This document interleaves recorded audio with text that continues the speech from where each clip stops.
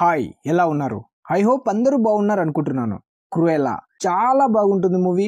Video last వరకు చూడండి. అలాగే వీడియో నచ్చితే తప్పకుండా ఒక లైక్ చేయండి. నాకు ఇంకా మూవీస్ చేయడానికి సపోర్ట్గా ఉంటుంది. అలాగే ఛానల్ని సబ్స్క్రైబ్ కూడా చేసుకోండి. మరి ఇంకెందుకు ఆలస్యం, రండి సినిమా చూద్దాం. స్టార్టింగ్లోనే ఒక అమ్మాయి పుడుతుంది. ఆ అమ్మాయి పేరు స్టెలా. తన హెయిర్ సగం తెల్లగా సగం నల్లగా ఉంటుంది. అందువల్ల అందరూ తనని వింతగా చూస్తూ ఉంటారు. తన దగ్గరికి రావడానికి కూడా అదోలా ఫీల్ అవుతారు. కానీ వాళ్ళమ్మ క్యాథరిన్ మాత్రం స్టెల్లాని నార్మల్ గా అందరిలా ఉంచడానికి చాలా ట్రై చేస్తుంది. కానీ స్టెల్లా మాత్రం మస్తు మాసు పాప. చిన్నప్పటి నుంచి ఎవ్వరికి భయపడే రకం కాదు. అలాగే తనకి ఫ్యాషన్ అంటే చాలా ఇష్టం. తన కూతురు మరీ అంత రెబల్ గా ఉండడం వల్ల క్యాథరిన్ తనని క్రూయలా అని పిలుస్తూ ఉంటుంది. అలా స్కూల్ కు వెళ్ళిన స్టెల్లా స్కూల్లో ఉన్న పిల్లలతో మంచిగా ఉండడానికి చాలా ట్రై చేస్తుంది. కానీ ఆ పిల్లలు మాత్రం తనతో మంచిగా ఉండరు. అప్పుడు స్టెల్లా తనేం తక్కువ కాదన్నట్టు మాటకి మాట దెబ్బకు దెబ్బ తీస్తుంది. అక్కడే తనకి అనిటా అనే ఫ్రెండ్ కూడా పరిచయం అవుతుంది. అలాగే ఒక కుక్క పిల్ల కూడా దొరుకుతుంది తనకి. దాన్ని తనతో పాటు ఇంటికి తీసుకొని వెళ్తుంది. దాని పేరు బడ్డీ అని పెడుతుంది. స్కూల్లో స్టెల్లా గొడవలు ఎక్కువ అవడంతో ప్రిన్సిపాల్ తట్టుకోలేక స్కూల్ నుంచి పంపించేస్తాడు. అప్పుడు క్యాథరిన్ స్టెల్లాని తీసుకొని లండన్ కి వెళ్తుంది. మధ్యలో స్టెల్లా వాళ్ళ అమ్మతో అంటుంది, మనం లండన్ వెళ్ళగానే ఫస్ట్ పార్క్ కు వెళ్దాం అంటుంది. దానికి క్యాథరిన్ కూడా సరే వెళ్దాం అంటుంది. స్టెల్లాకి తన దగ్గర ఉన్న నెక్లెస్ కూడా ఇస్తుంది. అలా లండన్ వెళ్ళగానే క్యాథరిన్ స్టెల్లాని కార్లోనే ఉండమని చెప్పి ఒక పార్టీ జరుగుతున్న దగ్గరికి తన ఫ్రెండ్ తో హెల్ప్ అడగడానికి వెళ్తుంది. కానీ క్యాథరిన్ కార్లో ఉండమని చెప్పినా వినకుండా స్టెల్లా బయటికి వస్తుంది. అలా తన బడ్డీని తీసుకొని అక్కడ జరుగుతున్న పార్టీలోకి వెళ్తుంది. అప్పుడే అక్కడ ఉన్న 3 డాగ్స్ తనపై అటాక్ చేస్తాయి. కానీ తెలివిగా స్టెల్లా వాటి నుంచి తప్పించుకొని తన బడ్డీని తీసుకొని బయటకు వస్తుంది. కానీ ఆ డాగ్స్ మాత్రం తన వెంట అలాగే పడుతుంటాయి. దాంతో తను ఒక దగ్గర దాక్కుంటుంది. అవి స్పీడ్ గా రావడం వల్ల స్టెల్లాను వదిలేసి వెనకల ఉన్న వాళ్ళ అమ్మని తగులుతుంది. దాంతో పైనుంచి వాళ్ళమ్మ కింద నీళ్ళలోకి పడిపోతుంది. క్యాథరిన్ బంగ్లా బయట నిలబడి ఎవరో లేడీతో మాట్లాడుతూ ఉంటుంది. అలా వాళ్ళమ్మ తన కళ్ళ ముందే చనిపోవడంతో చాలా బాధపడుతుంది స్టెల్లా. తన వల్లే వాళ్ళ అమ్మ చనిపోయింది, తను చెప్పినట్టు కారులోనే ఉండి ఉంటే ఇలా జరిగేది కాదు అనుకుంటుంది. ఆ ఒక్క క్షణంలో స్టెల్లా అనాథలా మారిపోతుంది. తర్వాత అక్కడ నుంచి పారిపోతుంది. అంతకంటే ఎక్కువ బాధ కలుగుతుంది స్టెల్లాకి. ఏంటంటే వాళ్ళ అమ్మ ఇచ్చిన లాస్ట్ గిఫ్ట్ అయిన నెక్లెస్ కూడా అక్కడే పడిపోయి ఉంటుంది. తర్వాత ఎలాగైనా అక్కడ నుంచి తప్పించుకొని పారిపోవాలని ఆ బంగ్లా నుంచి వెళ్లిపోతున్న ఒక వెహికల్ లోకి దూకి తప్పించుకుంటుంది. అలా రెజినెట్స్ పార్క్ దగ్గరికి వెళ్తుంది. అలా రాత్రి కావడం వల్ల తను అక్కడే ఫౌంటైన్ దగ్గరే పడుకుంటుంది. అలా తెల్లారగానే తన వయసు వాళ్ళైన 2 కుర్రాళ్ళు తనని కలుస్తారు. వాళ్ళు కూడా తనలాగే అనాథలై ఉంటారు. బతకడం కోసం చిన్న చిన్న దొంగతనాలు చేస్తూ ఉంటారు. అప్పుడే అక్కడికి పోలీసులు రావడంతో ఆ కుర్రాళ్ళు పారిపోతూ ఉంటారు. అప్పుడు స్టెల్లా కూడా ఆ కుర్రాళ్ళ వెనకే పరిగెట్టుకుంటూ వెళ్తుంది. ఆ కుర్రాళ్ళు ఒక పాడుబడిన బిల్డింగ్ లో ఉంటూ ఉంటారు. అలా స్టెల్లా కూడా అక్కడికి వెళ్తుంది. స్టెల్లా కూడా అనాథని వాళ్ళకి తెలియగానే తనను కూడా వాళ్ళతో పాటు పెట్టుకుంటారు. తను అలాగే ఉంటే తన హెయిర్ కలర్ ద్వారా ఎవరన్నా గుర్తుపడతారు అని ఆ కుర్రాలతో కలిసి బ్రతకాలి కాబట్టి ఆ హెయిర్ కలర్ ని మార్చుకొని వాళ్ళతో పాటు దొంగతనాలు చేస్తూ ఉంటుంది. అలా పెద్ద అవుతుంది స్టెల్లా. తను ఎంత దొంగతనాలు చేసి బతికినా తన గోల్ ని మాత్రం మర్చిపోదు. ఎలాగైనా ఫ్యాషన్ డిజైనర్ అవ్వాలని తన ఇంట్లోనే నేర్చుకుంటూ ఉంటుంది. అదంతా తెలిసిన తన ఫ్రెండ్స్ హార్పర్, జాస్పర్ ఇద్దరు స్టెల్లా బర్త్డే రోజున తనకి గిఫ్ట్ గా లిబర్టీ స్టోర్ లో జాబ్ జాయినింగ్ లెటర్ ని తీసుకువస్తారు. అది చూసి స్టెల్లా చాలా హ్యాపీగా ఫీల్ అవుతుంది. కానీ అది క్లీనింగ్ జాబ్ అయి ఉంటుంది. అయినా స్టెల్లా ఎలాగైనా జాబ్ మంచిగా చేసి తన ఓనర్ ని మెప్పించి ఒప్పించి ప్రమోషన్ తీసుకోవాలి అనుకుంటుంది. అలా తను చేస్తున్న పని ఇష్టం లేకపోయినా ఇష్టంగా చేస్తుంది. ఓనర్ ని ఒప్పించడానికి చాలా ట్రై చేస్తుంది. కానీ వాడు చాలా దరిద్రుడై ఉంటాడు. అందువల్ల స్టెల్లా నోటి వెంట క్లీనింగ్ తప్ప వేరే మాట రానివ్వడు. దాంతో చాలా ఫీల్ అవుతుంది స్టెల్లా. అలా ఒక రోజు అలసిపోయి ఫుల్ బాటిల్ ఎత్తుతుంది. అలా మందు మత్తులో ఒక గ్లాస్ రూమ్ లో ఉన్న ఒక డాల్ ని తన టేస్ట్ కు తగ్గట్టు డిజైన్ చేస్తుంది. అలాగే అక్కడే పడుకునిపోతుంది నైట్ మొత్తం. మార్నింగ్ అక్కడికి వచ్చి అదంతా చూసిన ఓనర్ చాలా కోపంతో స్టెల్లాని పోలీసులకు పట్టించాలి అనుకుంటాడు. నా పరువు మొత్తం తీశావు అని. కానీ అప్పుడే అక్కడికి ఆ సిటీలోనే చాలా ఫేమస్ డిజైనర్ అయిన బారోనస్ వస్తుంది. తనను చూడగానే స్టెల్లా గాల్లో తేలిపోతుంది. తనను చూసే ఫ్యాషన్ డిజైనర్ అవ్వాలి అనుకుంటుంది. తనకి పెద్ద ఫ్యాన్ అయి ఉంటుంది స్టెల్లా. బయట నుంచి స్టెల్లా వేసిన డిజైన్ చూసి ఇంప్రెస్ అయిన బారోనస్ రేపు మార్నింగ్ 5:30కి వచ్చి నా కంపెనీలో జాబ్ లో జాయిన్ అవ్వు అని చెప్తుంది. తన కార్డు ఇచ్చి అక్కడ నుంచి వెళ్లిపోతుంది. అప్పుడు స్టెల్లా ఫీలింగ్ మామూలుగా ఉండదు. ఇక నా జీవితంలో ఉన్న ఒకే ఒక కళ నెరవేరిపోయింది అనుకుంటుంది. అలా మార్నింగ్ బారోనస్ స్టోర్ కి వస్తుంది. బారోనస్ ఒక సాడిస్ట్ లేడీ అయి ఉంటుంది. తనకంటే ఎవరైనా ఎదుగుతున్నారు అంటే తను ఓర్చుకోలేదు, ఎలాగైనా వాళ్ళని తొక్కేయాలి అనుకుంటుంది. అలాగే తను గెలవడానికి ఏమైనా చేస్తుంది. ఫస్ట్ జాయిన్ అయినప్పుడు స్టెల్లాకి జాబ్ చాలా కష్టంగా వస్తుంది బెరోనస్. కానీ ఎదగాలంటే ఇలాగే ఉండాలి అనుకుంటుంది స్టెల్లా. ఒకరోజు జాబ్ అయిపోయాక స్టెల్లా బయటకు వెళ్తూ పక్కన ఉన్న ఒక షాప్ లోకి వెళ్తుంది. అందులో ఉన్న డిజైనర్ పేరు ఆర్ట్. తనతో కొంతసేపు మాట్లాడగానే ఇద్దరు మంచి దోస్తులు అవుతారు. అలా రోజులు గడుస్తూ ఉంటాయి. స్టెల్లా తన డిజైన్స్ తో బెరోనస్ ని ఇంప్రెస్ చేస్తుంది. కానీ బెరోనస్ మాత్రం తన డిజైన్స్ బాగున్నాయని బయటికి చెప్పదు. కానీ అందరినీ కాదని తనతో పాటు తన పర్సనల్ డిజైనర్ గా ఉంచుకుంటుంది. అలా ఒకరోజు స్టెల్లా బెరోనస్ తో పాటు తన ఇంటికి వెళ్తుంది. అక్కడ స్టెల్లా డిజైన్ చూసిన బెరోనస్ నీలో చాలా మ్యాటర్ ఉందని పొగుడుతుంది. బెరోనస్ అలా అనడంతో చాలా హ్యాపీగా ఫీల్ అవుతుంది స్టెల్లా. తర్వాత స్టెల్లా బెరోనస్ తో మాట్లాడుతూ ఉన్నప్పుడు తన మెడలో ఒక నెక్లెస్ ను చూస్తుంది. ఆ నెక్లెస్ చిన్నప్పుడు వాళ్ళ అమ్మ తనకి ఇచ్చింది అయి ఉంటుంది. అప్పుడే బెరోనస్ చెప్తుంది, నా దగ్గర క్యాథరిన్ అనే లేడీ ఎంప్లాయీగా వర్క్ చేసేది ఒకప్పుడు. కానీ ఒకరోజు ఈ నెక్లెస్ తీసుకొని తను పారిపోయింది. కానీ కొన్ని రోజులకి మళ్ళీ ఆ లేడీ నా దగ్గరకు వచ్చింది. తన కూతురు పుట్టింది, తనకు సాయం చేయాలి అని. కానీ మేము మాట్లాడుతున్నప్పుడే అనుకోకుండా తను పైనుంచి కింద పడి చనిపోయింది అని చెప్తుంది. అదంతా విన్నాక స్టెల్లాకి పిచ్చ కోపం వస్తుంది. దీని తల్లి మా అమ్మనే దొంగది అంటదా, ఇదే దొంగిలించింది, ఎలాగైనా ఆ నెక్లెస్ ని రిటర్న్ తీసుకోవాలి అనుకుంటుంది. అదే విషయాన్ని తన ఫ్రెండ్స్ అయిన జాస్పర్, హార్పర్ దగ్గరికి వెళ్ళి చెప్తుంది. ఆ నెక్లెస్ ని ఎలాగైనా దొబ్బేయాలి, హెల్ప్ చేయమంటుంది. అలా ముగ్గురు కలిసి బెరోనస్ ఇంట్లో ఉన్న సేఫ్ నుంచి ఆ నెక్లెస్ ని దొబ్బేయాలని ప్లాన్ రెడీ చేస్తూ ఉంటారు. అందుకోసం స్టెల్లా వెళ్లి ఫస్ట్ బెరోనస్ ఇంట్లో కెమెరాస్ ఎక్కడెక్కడ ఉన్నాయి, సేఫ్ కీ ఎక్కడ ఉంది, ఎంతమంది సెక్యూరిటీ ఉన్నారు అని మొత్తం తెలుసుకుంటుంది. అలా దొంగతనానికి మొత్తం రెడీ చేసుకుని బెరోనస్ ఇంట్లో పార్టీ జరిగే రోజు వెళ్ళాలి అనుకుంటారు. ఎలాగైనా ఆ పార్టీలో బెరోనస్ దృష్టిని మళ్లించే పని స్టెల్లా తీసుకుంటుంది. అలా పార్టీ జరిగే రోజు హార్పర్ ఎలుకలు పట్టేవాడిలా లోపలికి వెళ్తాడు. జాస్పర్ కెమెరాలు కంట్రోల్ చేస్తూ ఉంటాడు. అప్పుడే బెరోనస్ తన డాగ్స్ తో గ్రాండ్ గా పార్టీలోకి ఎంట్రీ ఇస్తుంది. అదే పార్టీలో రిపోర్టర్ గా స్టెల్లా చిన్నప్పటి ఫ్రెండ్ అయిన అనిటా కూడా వచ్చి ఉంటుంది. అప్పుడే అక్కడికి వచ్చిన బెరోనస్ అనిటాని ఇన్సల్ట్ చేస్తూ మాట్లాడుతూ అక్కడి నుంచి వెళ్ళిపోతుంది. అప్పుడే ఎంట్రీ ఇస్తుంది స్టెల్లా క్రూయలాగా. ఆ పార్టీలో ఎంట్రీ మాత్రం ఓ రేంజ్ లో ఉంటుంది. ఎవరో తెలియని అమ్మాయి అంత గ్రాండ్ గా రావడంతో అది ఒక బ్రేకింగ్ న్యూస్ అవుతుంది. పార్టీలో ఉన్న వాళ్ళంతా తనని చూస్తూ ఉంటారు. అక్కడ ఉన్న రిపోర్టర్స్ అందరూ క్రూయలనే చూస్తూ ఉంటారు. ఇదంతా నచ్చని బెరోనస్ తనని పట్టుకోమని తన గార్డ్స్ కి చెప్తుంది. అప్పుడే క్రూయలా తన గార్డ్స్ ని కొడుతూ తెలివిగా వాళ్ళతో ఉన్న ఆ సేఫ్ కీని తీసుకుంటుంది. అలా దాన్ని హార్పర్ కి ఇస్తుంది. ఆ కీ తీసుకొని చాలా కష్టపడి సేఫ్ ని తెరిచి హార్పర్ షాక్ అవుతాడు. ఎందుకంటే అక్కడ నెక్లెస్ ఉండదు. ఇక్కడ క్రూయలా చూస్తే ఆ నెక్లెస్ బెరోనస్ మెడలో ఉంటుంది. దాంతో అందరూ దొరికిపోయారు అనుకునే లోపే అక్కడికి జాస్పర్ వచ్చి ఎలుకలను ఆ పార్టీలో వదిలేస్తాడు. అందరూ పరుగులు పెడుతూ ఉంటారు. దొరికిందే సంద్ అనుకుని క్రూయలా బెరోనస్ మెడలో ఉన్న నెక్లెస్ ని లాగేసుకుంటుంది. అలా తన బడ్డీకి ఇచ్చి అందరూ ఆ పార్టీలోంచి పారిపోతూ ఉంటారు. అప్పుడే బెరోనస్ తన విజిల్ ని తీసుకొని ఊదగానే తన డాగ్స్ క్రూయల వైపు అటాక్ చేయడానికి వస్తూ ఉంటాయి. అప్పుడే క్రూయలకి తెలుస్తుంది ఆ రోజు వాళ్ళమ్మ తన వల్ల చనిపోలేదు, కావాలనే బెరోనస్ చంపింది అని. అంతలోనే బడ్డీ దగ్గర ఉన్న నెక్లెస్ కింద పడిపోతుంది. అనుకోకుండా దాన్ని బెరోనస్ డాగు మింగేస్తుంది. తర్వాత అక్కడ నుంచి తప్పించుకొని పారిపోతారు స్టెల్లా వాళ్ళు.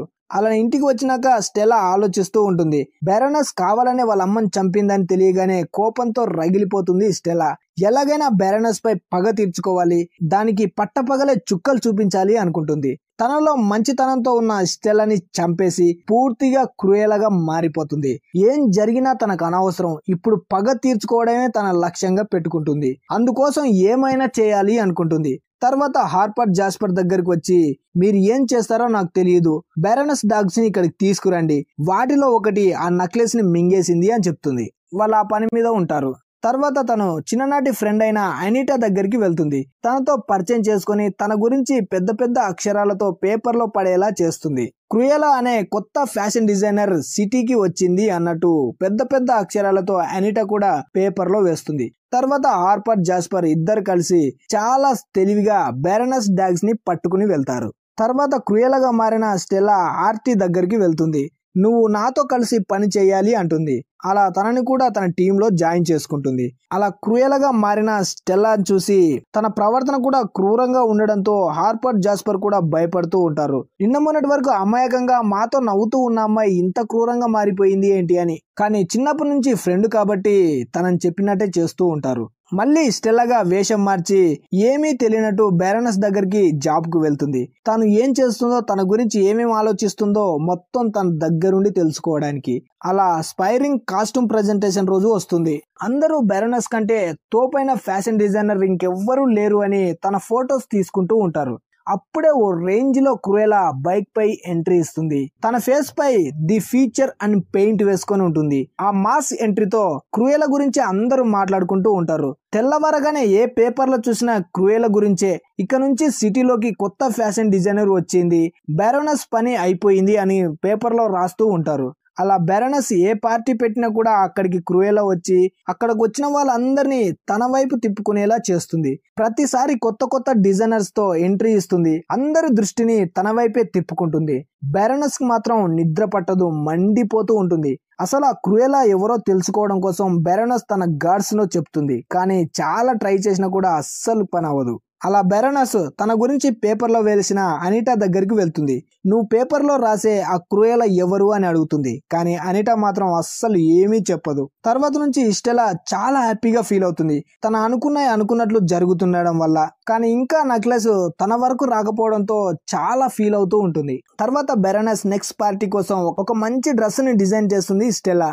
ఆ డ్రెస్ ని చూసి చాలా ఇంప్రెస్ అవుతుంది బెరోనస్. అదే రోజు నైట్ జాస్పర్ ని, హార్పర్ ని స్టెల్లా బెరోనస్ స్టోర్ కి పంపించి తను ఆ షో కోసం రెడీ చేసిన డ్రెస్ ని దొంగిలించబోతున్నట్టు నాటకం ఆడిపిస్తుంది.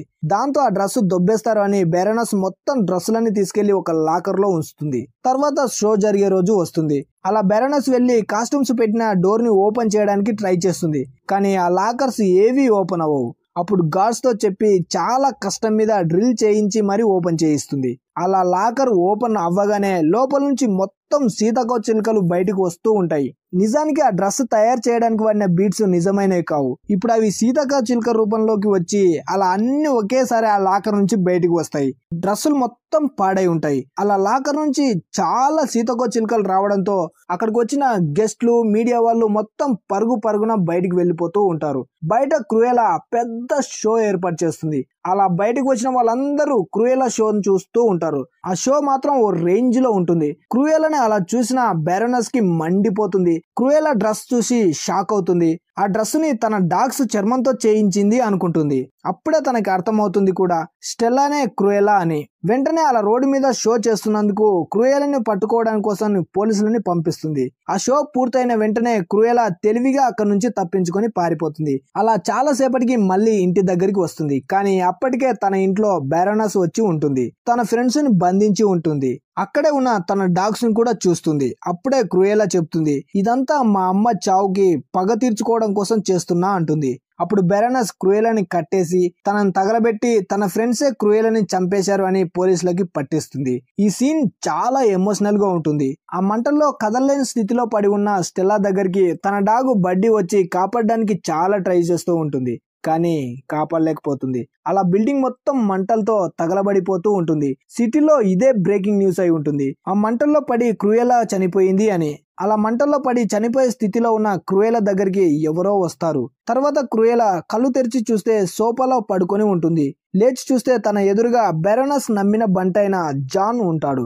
జాన్ క్రూయలని కాపాడి ఉంటాడు. అప్పుడే జాన్ అందరూ షాక్ అయ్యే విషయం ఒకటి చెప్తాడు.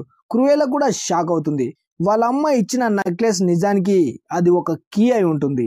అలా ఆ కీతో ఒక బాక్స్ ను ఓపెన్ చేస్తుంది స్టెల్లా. దాంట్లో బర్త్ సర్టిఫికెట్ ఉంటుంది.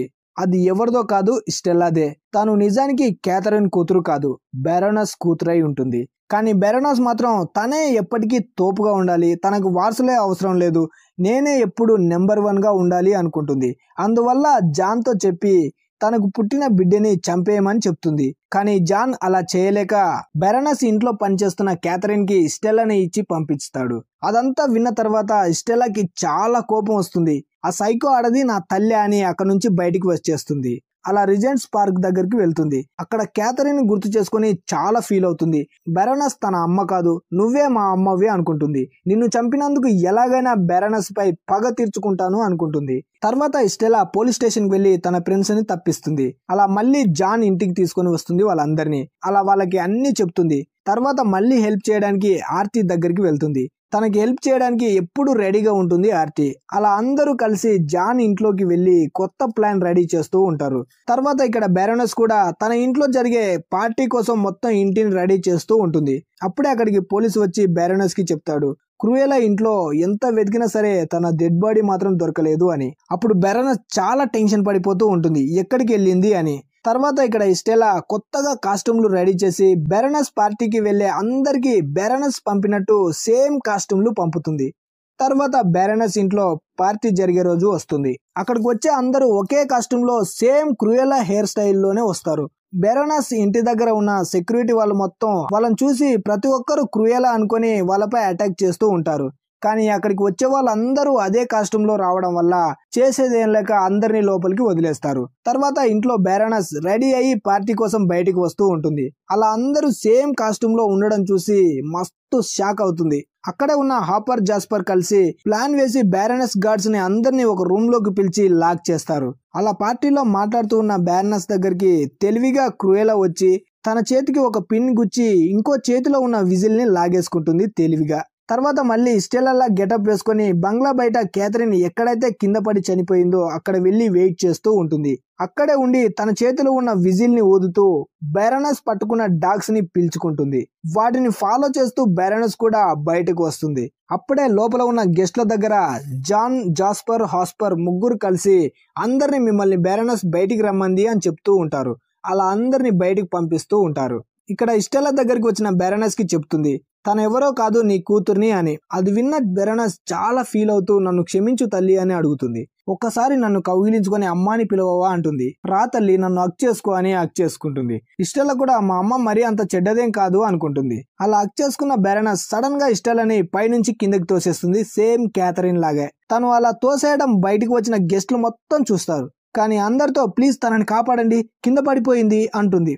అప్పుడు అక్కడ ఉన్న వాళ్ళందరూ మైండ్ లో ఎదవనాటకాలు ఆడకు మేము మొత్తం చూసేసాం అన్నట్టు తన వైపు చూస్తూ ఉంటారు. ఎంత బాగా నటిస్తున్నావే నంగనాచి అన్నట్టు పోలీసులు అక్కడికి వచ్చి బెరోనస్ ని అరెస్ట్ చేస్తారు. బెరోనస్ అసలు రూపాన్ని బయట పెట్టి పోలీసులను పట్టించడానికి స్టెల్లా ప్రాణాలు ఇస్తుంది. కానీ చనిపోయింది స్టెల్లానే. క్రూయలాగా మాత్రం ఇంకా బతికే ఉంది. బెరోనస్ ఎంత తన తల్లి అయినా దొంగ మొహందని స్టెల్లాకి ముందే తెలుసు. అందుకే తన దగ్గరికి రావడానికి ముందే తను పారాషూట్ ని పెట్టుకొని వస్తుంది. అలా బెరోనస్ తనని కిందికి తోసినప్పుడు ఆ పారాషూట్ ఓపెన్ చేసుకుని తను బతికిపోతుంది. తర్వాత బెరోనస్ కూతురు కాబట్టి తన ఆస్తులు మొత్తం స్టెల్లాకు వస్తాయి. కానీ స్టెల్లా చనిపోవడానికి ముందు తన కజిన్ అయిన క్రూయలాకి రాస్తున్నట్టు క్రియేట్ చేస్తుంది స్టెల్లా. బెరోనస్ ఆస్తి మొత్తం తీసేసుకుంటుంది తను. అలా శాశ్వతంగా స్టెల్లాని చంపేసి పూర్తిగా క్రూయలాగా మారిపోతుంది. అలా కొత్త లైఫ్ ని స్టార్ట్ చేస్తుంది. అలా మూవీ ముగుస్తుంది. ఈ మూవీని జోకర్ తో ఎందుకు పోల్చానంటే ఎమ్మా స్టోన్ కొన్ని సీన్స్ లో ఎక్స్ప్రెషన్స్ అయితే నా సామిరంగా జోకర్ గుర్తుకు వస్తాడు. ఎక్స్ప్రెషన్స్ నేను చెప్పలేను కాబట్టి ఈ మూవీని మీరు చూడండి, వేరే లెవెల్ ఫీల్ ఇస్తుంది అంతే. మరి ఈ మూవీ మీకెలా అనిపించిందో కింద కామెంట్ చేయండి. అలాగే వీడియో నచ్చితే తప్పకుండా లైక్, షేర్, సబ్స్క్రైబ్ తప్పకుండా